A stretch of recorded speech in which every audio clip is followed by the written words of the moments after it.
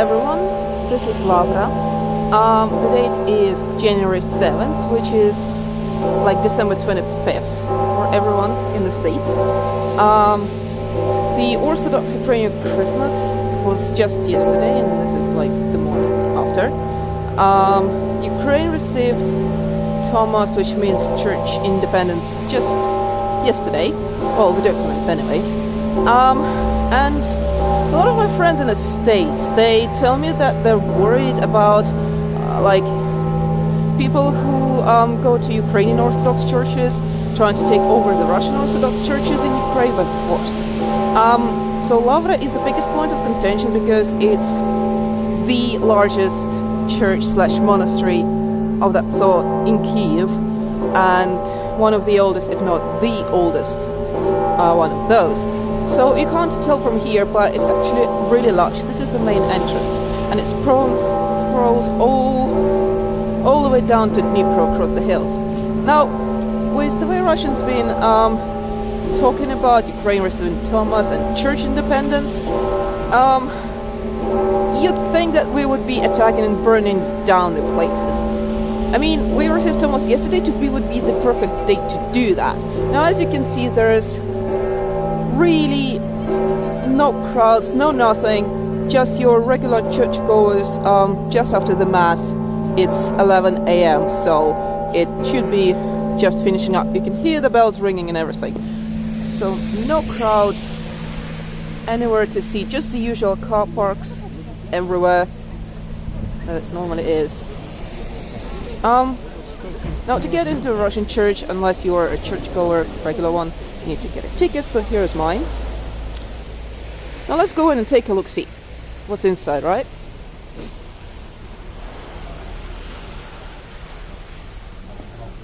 In we go.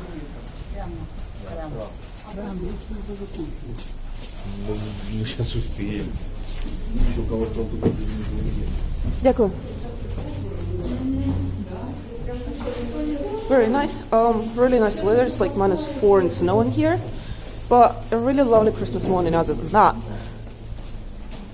And there we go. All we see is people who were here for the morning Sunday Christmas prayer, just going home or going wherever it is they need to go. Cold. And really, absolutely nothing else is going on. Now, the fun thing is that Lavra has a very, very long history, and there's a few like museum pieces that we could go around, but it's going to take a while. But to put things short, it was around for the longest time, and it's been under the Russian Church for a while. Now, the thing is, technically, Russian Church or overall the old church was finished in USSR times, because initially Stalin and his people thought that, God, my hand is so cold, because initially Stalin and his people called any sort of religion a drug for the people, like opium for the people, and they were very much against it because, of course, church has a very strong pull within the community, and it's still true today. So what they did, they also wanted money, and churches were rich at that time. So what they did was steal everything they could from all the churches they could find. But after a couple of years, they realized that actually having a technically non-government organization which has so much pull with the people is good for them, because it can tell people whatever they needed to tell. So what they did was make priests out of KGB agents. Yeah, that's right.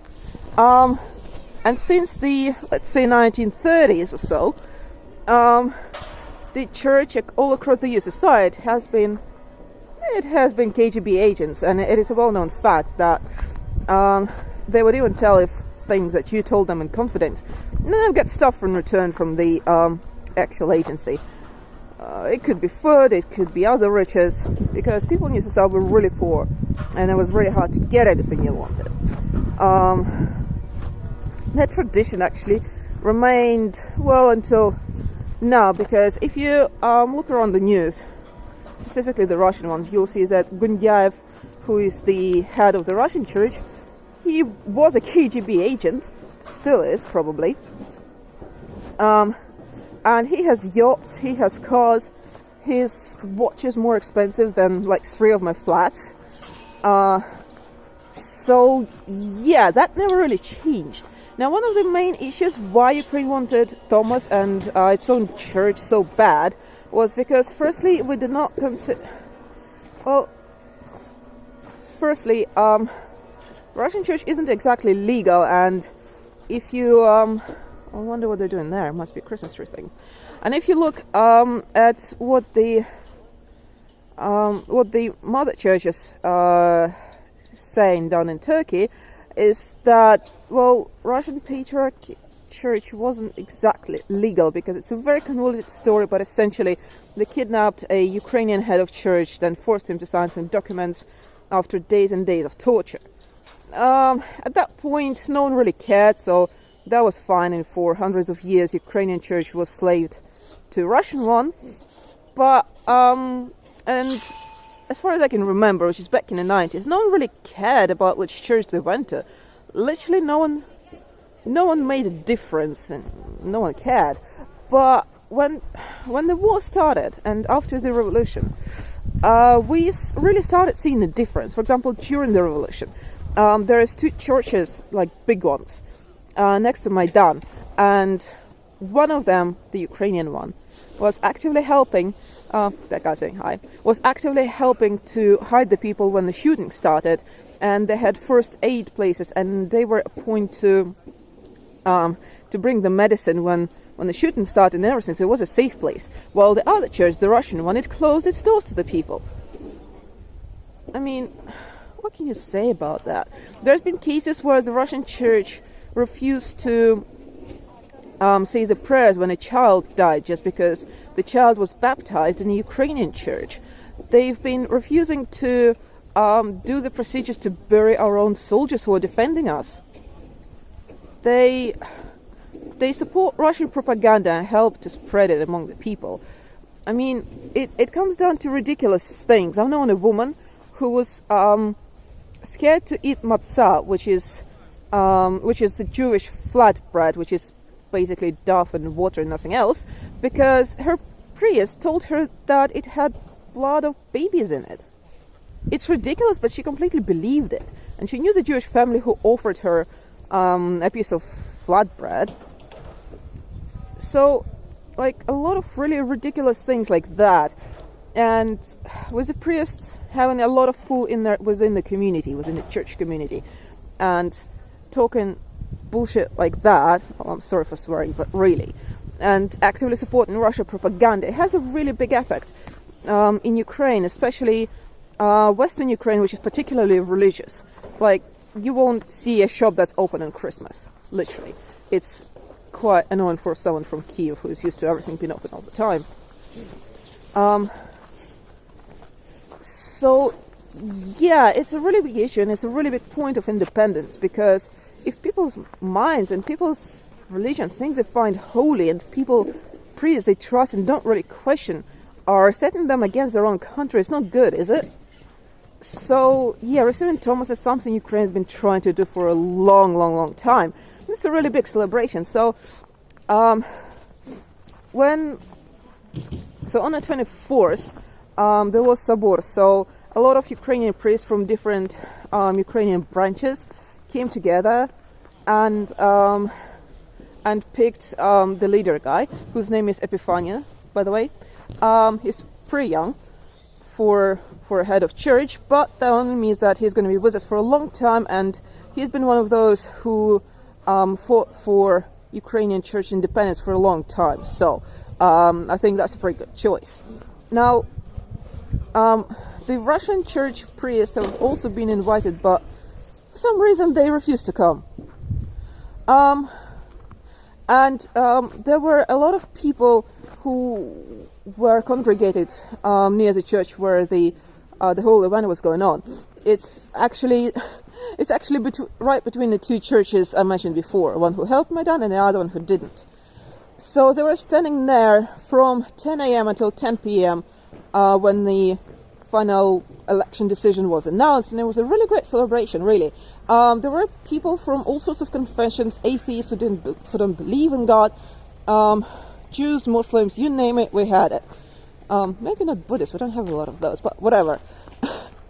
Yeah, it's a really big event for everyone, because everyone realizes that it's important, and it's our freedom, and it's our independence from Russia, who's been attacking us for years now.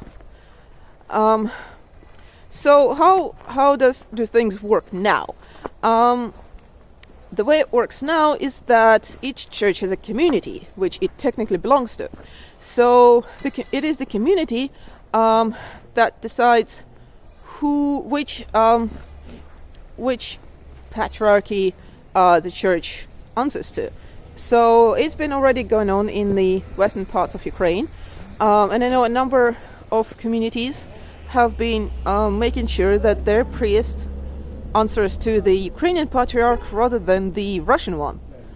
And it's not violent or anything. I don't know where you guys would get that idea from. Probably from Moscow telling you stuff. Because Moscow has been really aggressive, and they're trying to project their issues upon us. Anyway, so it's more like a vote kind of thing. So you get enough people interested, you sign a petition, then you tune up and you talk to a priest, being like, hey, it's our church, it belongs to us. We want it to be on the Ukrainian patriarch, not the Russian one. So now the priest has a choice. He can say, okay, I'm going to answer to the Ukrainian patriarch now rather than the Russian one. And they go through the paperwork, basically. If they don't like it, then the community can go a step above, all the way up to the point of writing directly to the Ukrainian patriarch and saying, hey, we have this issue here, and this guy is really not leaving, which is when, probably police gets involved or something.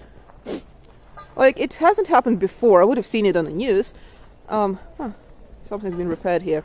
I would have seen that kind of stuff on the news, but so far everyone's been pretty okay with it. So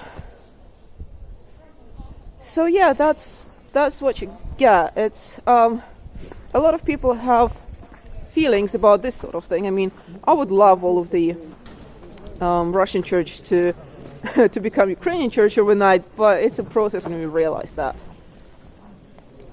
More churchgoers, the big bell tower. So yeah, that's the morning after getting Tomos. Despite Russia screaming that Ukrainians are gonna burn down the churches, everything is rather peaceful, as you can well see. And this thing's running for 12 minutes now, so I'm gonna stop. Alright, have a good day and Merry Christmas to everyone.